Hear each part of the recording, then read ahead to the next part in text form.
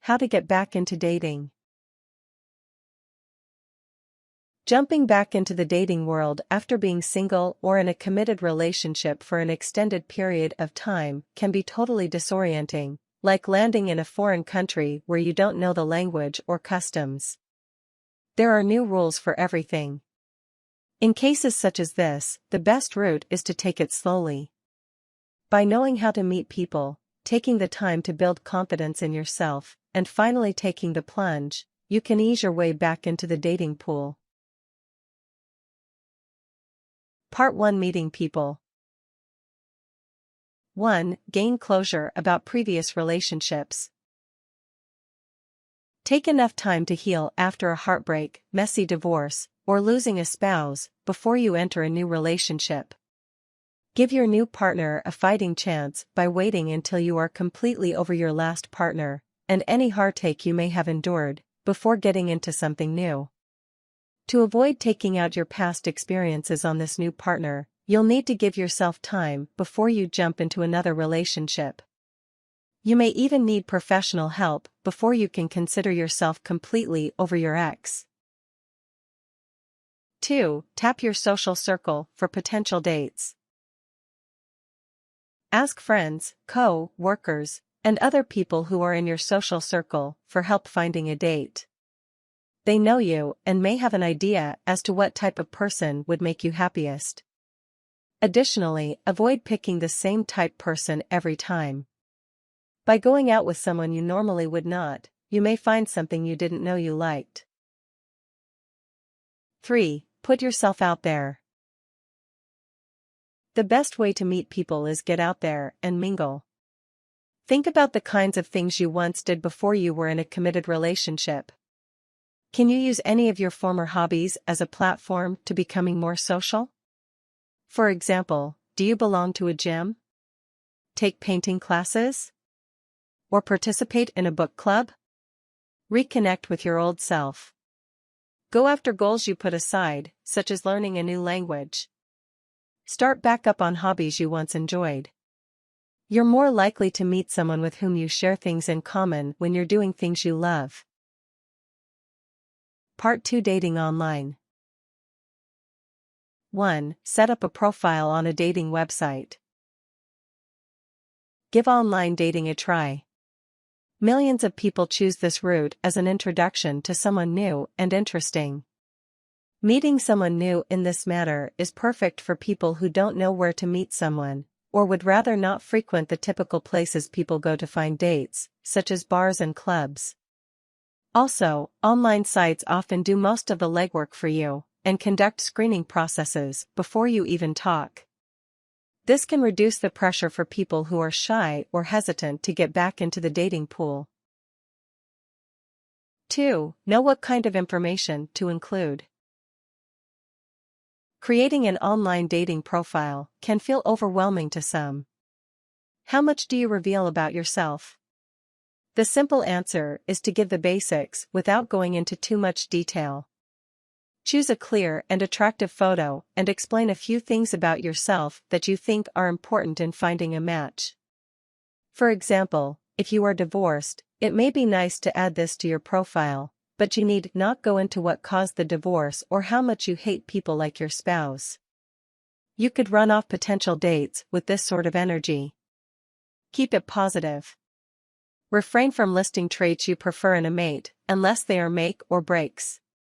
For instance, if you love travel, you can say searching for someone who enjoys adventure, travel, but it could be limiting to use that as a criteria for potential matches. Also, avoid giving out any personal information, such as your last name, home address, place of employment, or personal contact info. If you connect with someone, there will always be an opportunity to do this at a later time. 3. Stay safe when meeting people from dating websites. If you make the decision to transform an online connection to an offline one, that's a good sign that the two of you are getting on well. However, keeping yourself safe in this situation is paramount. Due to scams and fake profiles, you want to use caution when meeting up with online dates.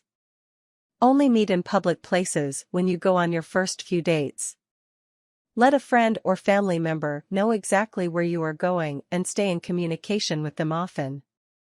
Also, avoid giving out too much personal information about yourself, such as where you live or work. 4. Try to avoid becoming overwhelmed. Online dating can be overwhelming, especially if you have lots of people who you are interested in dating. Some things you can do to reduce a feeling of being overwhelmed include messaging just a few people to start. You might find dozens of people who seem interesting to you, but contacting them all may overwhelm you. Just pick a few people to start and send them messages. Taking notes on people you talk to. If you are speaking with multiple people at once, then you might have trouble keeping their details straight. To make this easier, try taking notes on the people you are speaking with. Not waiting too long to meet in person. If you feel ready to meet someone in person, then do arrange a date. Try not to wait more than 3 weeks to meet someone you have been talking with regularly. Part 3: Building Confidence. 1. Work on your confidence as a long-term project. Building confidence is something that takes time and persistence. It won't happen overnight. However, there are lots of little things you can do to become more confident in yourself. Try using daily affirmations. For example, you can look at yourself in the mirror each day and give yourself a compliment like, "I am a smart, capable woman." Reflect on your achievements. You can improve your self-confidence by reflecting on what you have already achieved in your lifetime. Set realistic goals for yourself. Feeling confident in your abilities may also be easier if you set goals for yourself that you can actually achieve. Challenge critical thoughts. If you tend to put yourself down, then this can also interfere with your ability to build self-confidence. Work on identifying critical thoughts as they happen and challenging those thoughts to find more realistic ways of thinking. 2. Get a new haircut or style. Visit a hair salon to update your look. If you've had the same hairstyle for the last few years, a new do may help you get the confidence you need to help you realize that you are a catch and anyone would be lucky to have you. This may help you to find someone who really deserves you, instead of entering a relationship with the first person you meet. 3. Buy some new clothes. Step out of your comfort zone and buy the clothes you may have wanted to before, but never did. It's easy to get into a style rut when you've been with someone for a long time. But by trying new clothes, you may build your confidence and put yourself out there in ways you never did before. 4. Stay physically active. Exercise to get in shape and boost your confidence about your body image. Having confidence in yourself helps you project the best you possible. Staying active can also help your mood and increase your well-being. Try to work 30 minutes of physical activity into your day on most days of the week. Some exercises you might try include walking, biking, swimming, or dancing. Choose something that you enjoy to make it easier to stick with it. Part 4: Taking the plunge. 1. Reel in your expectations. Take some of the pressure off of yourself by realizing that dating is an adventure, which is full of ups and downs. If this date doesn't turn out to be what you expected, there's always another in the future. Thinking of the dating world like this may prevent you from becoming disappointed if every date isn't how you envisioned it. 2. Ask someone out. Take the initiative. If there's someone you feel a connection to, don't hesitate to ask them out. If the other person is single like you, then they would probably love to go out for coffee or ice cream with another like-minded individual. Do this successfully by portraying confidence, being specific, and being flexible. Portray confidence by approaching the person with an attitude that demonstrates that you expect the person to say yes.